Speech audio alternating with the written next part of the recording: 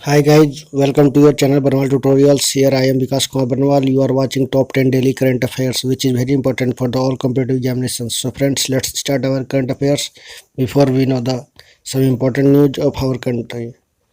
तो आगे बढ़ते हैं, जानते हैं फटाफट क्या है विशेष तरह की जानकारियाँ। तो मैं बता दूं कि सरकार जो है नवरात्र से पहले यानी 17 अक्टूबर से 78 स्पेशल ट्रेनें चलाने वाली है। उसके साथ ही जो तेजस ट्रेन जो है प्रमुख निजी क्षेत्र की वो भी उसकी भी शुरुआत हो सकेगी।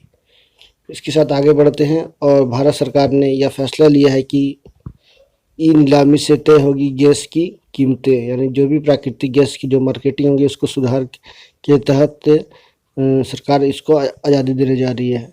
तो इसके लिए ई बिडिंग के जरिए गैस की बाजार कीमत तय होगी। इसके साथ ही आज पूरे भारत में भारतीय वायुसेना दिवस मनाया गया। इसके साथ ही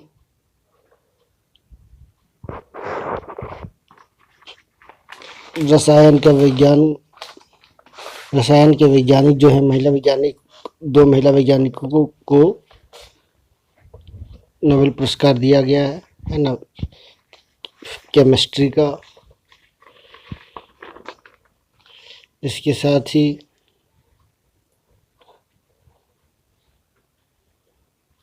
सुप्रीम कोर्ट का एक स्टेटमेंट आया है कि सार्वजनिक स्थानों पर बेबुनियाद या बेमियादी कब्जा नहीं की जा सकती है। ऐसा ये संविधान के खिलाफ है, लोगों के अधिकार के खिलाफ है।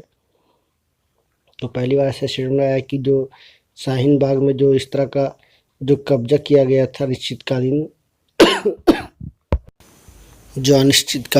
जो धरना प्रदर्शन चल रहे थे, दिल्ली पुलिस को उस पर खाली कराने के लिए जो कार्रवाई करनी थी, ऐसे में दिल्ली सरकार ने या दिल्ली पुलिस ने नहीं कार्रवाई की। इसी को देखते हुए जो पब्लिकों को जो उसमें समस्याएं हुई, और एक अमित साहनी जी थे जिन्होंने याचिका PIL दायर किया था सुप्रीम कोर्ट में, उसी का याचिका पर 21 सितंबर को सुनवाई पूरी की गई थी। तो ये थे कुछ जानकारियाँ। तो आगे बढ़ते हैं। सबसे पहले मैं बता दूं कि आपका बर्नवाल ट्यूटोरियल्स चैनल जो है, आपका चैनल अब टेलीग्राम में भी मौजूद है। आप टेलीग्राम से भी जुड़ सकते हैं, हम हैं, और सब्सक्राइब करके इम्पोर्टेंट करंट अफेयर का हिस्सा आप भी बन सकते हैं। तो ज़रूर एक बार जुड़े और अनुभव शेयर करें, बताएं कि कैसा लगा जुड़ने के बाद आपका बर्नवाल ट्यूटोरियल्स के साथ। तो आगे बढ़ते हैं, देखते हैं आज की क्लास में क्या है खास। तो सबसे इम्पोर्टेंट बता दूं मैं, as a daily routine question of the day, यानी दिन प्रतिदिन की जो भी समसामयिक घटनाएं घट रही हैं उसी को में से एक अच्छी खबर, पॉजिटिव न्यूज बोल सकते हो, या करंट अफेयर्स जो आपके लिए तैयार की जाती है। तो आगे देखेंगे क्या है आज का क्वेश्चन ऑफ द डे। उसके बाद आज का इतिहास, यानी आज के दिन में जो भी घटनाएं घटती है वैश्विक तौर पर या राष्ट्रीय स्तर पर, उसको विस्तार से बताया जाता है। उसके बाद मोटिवेशन लाइन जो आपके क्लास का गुरु है। उसके बाद टॉप 10 डेली करंट अफेयर्स और अबाउट द स्टेट्स में कंट्री चल रही है ना सीरीज में। देखते हैं आज का क्या है क्वेश्चन ऑफ द डे। इस वर्ष रसायन का पुरस्कार 2 महिला वैज्ञानिकों इमैनुएल कारपेंतिये जो कि फ्रांस के हैं और जेनिफर ए डोडना अमेरिका की हैं को देने की घोषणा की गई है। आनुवंशिक रोगों और यहाँ तक कि कैंसर के उपचार में भविष्य मददगार साबित होने वाली जीनोम एडिटिंग का तरीका खोजने के लिए इस बार रसायन विज्ञान का नोबेल पुरस्कार इन 2 महिलाओं को एक साथ दिया जाएगा। तो पहली बार ऐसा हो रहा है। इन दोनों महिलाओं ने CRISPR-Cas9 CRISPR-Cas9 नाम की एक पद्धति विकसित की है, जिसका इस्तेमाल जंतु, पौधों और सूक्ष्म जीवों के DNA को अत्यधिक सूक्ष्मता से मिलने में किया जा सकता है। तो इस तरह के इनके आविष्कार को दुनिया में आविष्कार को इन्होंने अपने लोहा मनवाया, और आज इनको इसके लिए जीनोम एडिटिंग के लिए नोबेल पुरस्कार दिया जा रहा है। तो पहली बार ऐसा हो रहा है विश्व के इतिहास में। तो ये इम्पोर्टेंट करंट अफेयर्स है, इसको जरूर याद रखें। आगे देखते हैं आज का इतिहास। आज ही के दिन 1932 में भारतीय वायुसेना की स्थापना हुई थी, है ना। उसमें रॉयल भारतीय सेना कहा जाता था इनको, और ब्रिटिश राज की सहायक वायुसेना के तौर पर बनाई गई थी। आज ही के दिन 1969 में अमेरिका की फ्रैंकलिन नेशनल बैंक का भ्रष्टाचार कारण डूब गया था। 1974 में, है ना, 8 सितंबर को ये डूब गया था अमेरिका का फ्रैंकलिन नेशनल बैंक। नेक्स्ट देखते हैं आज ही के दिन 1889 में संपूर्ण क्रांति के प्रणेता लोकनायक जयप्रकाश का निधन हुआ था, यानी कि बिहार के थे, पटना के जेपी नारायण, बहुत बड़े आंदोलनकारी में से एक थे। नेक्स्ट देखते हैं आज ही के दिन वर्ष 2005 में पाकिस्तान अधिकृत कश्मीर में भूकंप से 80,000 लोगों की लगभग करीब मौत हो गई थी।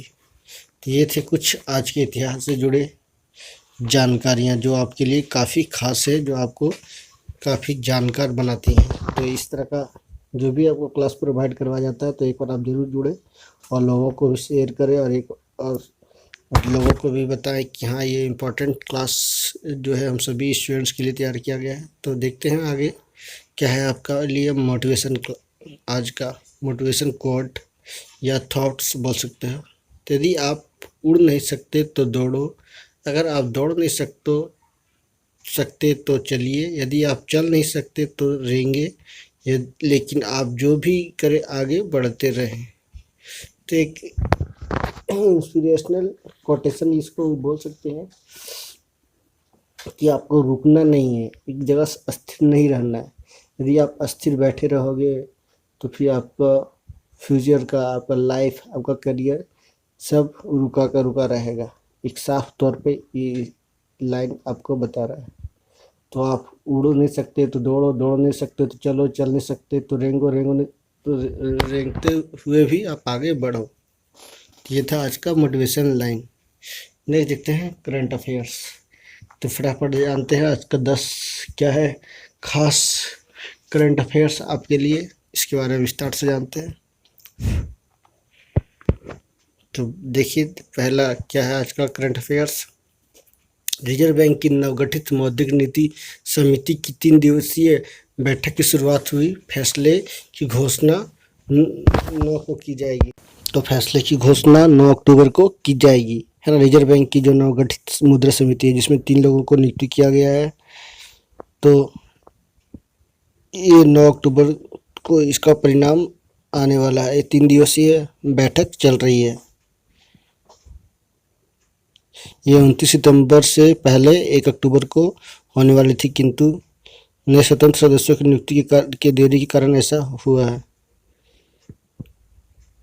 आगे देखते हैं। संयुक्त राष्ट्र के करीब 40 देशों ने चीन में अल्पसंख्यकों पर हो रहे उत्पीड़न के कारण आलोचना की।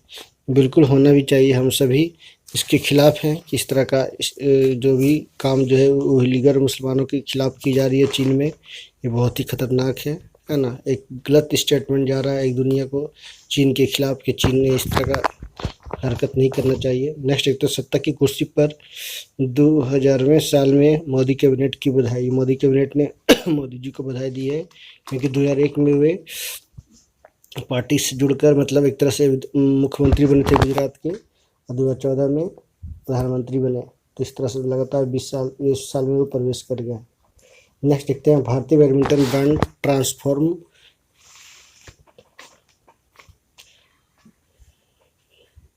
के ब्रांड एम्बेसडर बने चेतन आनंद, है ना। ये शार्प शटलर हैं, इनको बनाया गया है ब्रांड एम्बेसडर। नेक्स्ट देखते हैं। 35 लाख करदाताओं को जारी हुआ 1,21,607 करोड़ रुपए का रिफंड, यानी इनकम टैक्स रिफंड उनको वापस किया गया है। तो बहुत ही अच्छी बात है। नेक्स्ट देखते हैं। कुवैत के नए शासक शेख नवाब अल अहमद अल सबा ने शेख मेसन अल अहमद को क्राउन प्रिंस यानी राजकुमार घोषित किया है। तो इस तरह का सवाल आएगा तो आप आसानी से जवाब दे सकते हो कि कुवैत के नए प्रिंस जो है शेख मेसन अल अहमद को नियुक्त किया गया है। ऐसा इंपॉर्टेंट क्वेश्चन है, करंट अफेयर्स से जुड़ा हुआ है, तो एक बार अवश्य इसको जरूर से देख लें एग्जाम में जाने से पहले, क्योंकि बहुत ही इम्पोर्टेंट है। नेक्स्ट देखते हैं। आज देश भर में भारतीय वायुसेना का 88वां स्थापना दिवस मनाया गया है ना। ये दुनिया की चौथी सबसे बड़ी वायुसेना है, ताकतवर वायुसेना है, सॉरी। इससे पहले इसे रॉयल इंडियन एयरफोर्स कहा जाता था, यानी ब्रिटेन का रॉयल इंडियन एयरफोर्स कहा जाता था। इसके बाद रॉयल शब्द को हटा दिया गया। नेक्स्ट देखते हैं, M.A. गणपति को नागरिक उड्डयन सुरक्षा ब्यूरो के महानिदेशक के रूप में नियुक्त किया गया। यानी नियुक्ति से जुड़ा हुआ सवाल अवश्य पूछे जाते हैं, तो आप सभी तैयार रहें। जो भी एग्जाम आ रहा है आपके लिए या आने वाला है, उसके लिए इस तरह का सवाल को एक बार नोट्स जरूर तैयार कर लें, है ना। कलम कॉपी साथ में रखें ताकि आपको उतारने में दिक्कत ना हो, या आप स्क्रीनशॉट भी ले सकते हो इस तरह के न्यूज का। तो आगे बढ़ते हैं क्योंकि काफ़ी इम्पोर्टेंट ये कंटेंट आपके लिए तैयार किया जाता है, तो आपके लिए तो ज़रूरी है कि पेन कॉपी लेकर ही बैठना चाहिए, ये मेरा मानना है ना। नेक्स्ट देखते हैं, कामचटका आपदा के कारण रूस में हजारों समुद्री जीवों की मौत हो गई है। तो देख सकते हैं ये चित्रों में किस तरह से जीव, जो समुद्री जीव जो है, एक्वाटिक एनिमल, वो मारे गए हैं कामचटका आपदा के कारण से। नेक्स्ट देखते हैं, गुजरात राज्य ने ग्रामीण क्षेत्रों में डिजिटलीकरण के लिए डिजिटल सेवा सेतु कार्यक्रम की शुरुआत की है। जो वहाँ के मुख्यमंत्री है, उनके द्वारा इसकी शुरुआत की गई है। यानी रूरल डेवलपमेंट को बढ़ावा दिया जा रहा है डिजिटलाइजेशन के थ्रू। यानी वहाँ पे सब कुछ सुगमता से डिजिटल प्लेटफॉर्म पे आसानी से सब तरह की जानकारी मिल सकती है। तो ये थे कुछ सवाल जो आज के हैं 10 काफ़ी इम्पोर्टेंट सवाल। आप लोगों ने देखा, जाना, विस्तार से समझा, तो एक समय बनती है कि आप फटाफट इसको तुरंत शेयर कर ले, है ना। लाइक भी एक बार जरूर कर दे। देखते हैं आज का कंट्री क्या है। ग्रेनाडा दक्षिण पूर्वी कैरिबियाई सागर में स्थित ग्रेडियंट्स के दक्षिण छोर पर स्थित एक संप्रभु द्वीप देश है, जो ग्रेनाडा द्वीप और 6 छोटे द्वीपों से मिलकर बना है। ग्रेनाडा त्रिनिदाद और टोबैगो के उत्तर पश्चिम, वेनेजुएला के उत्तर पूर्व और सेंट विंसेंट और द ग्रेनाडाइंस के दक्षिण पश्चिम में स्थित है। 340 वर्ग किलोमीटर में फैले इस देश की अनुमानित संख्या लगभग 1,10,000 है। इसकी राजधानी सेंट जॉर्ज है। ये फिगर देख सकते हैं, इसमें वहाँ का नेशनल फ्लैग का चित्र दिखाया गया है। वहाँ का राष्ट्रीय वाक्य जो है ever conscious of god we aspire build and advance as one people. वहाँ का राष्ट्रीय गान हेल ग्रेनाडा है ना, गॉड सेव द क्वीन। तो ग्रेनाडा कैरिबियन सी सागर में 6 द्वीपों और ग्रेनाडा द्वीपों से घिरा हुआ है, यानी आइलैंड कंट्री है ये। लगभग 344 वर्ग किलोमीटर स्क्वायर में फैला हुआ है। इसका देख सकते हैं मैप यहाँ पे दिखाया गया है।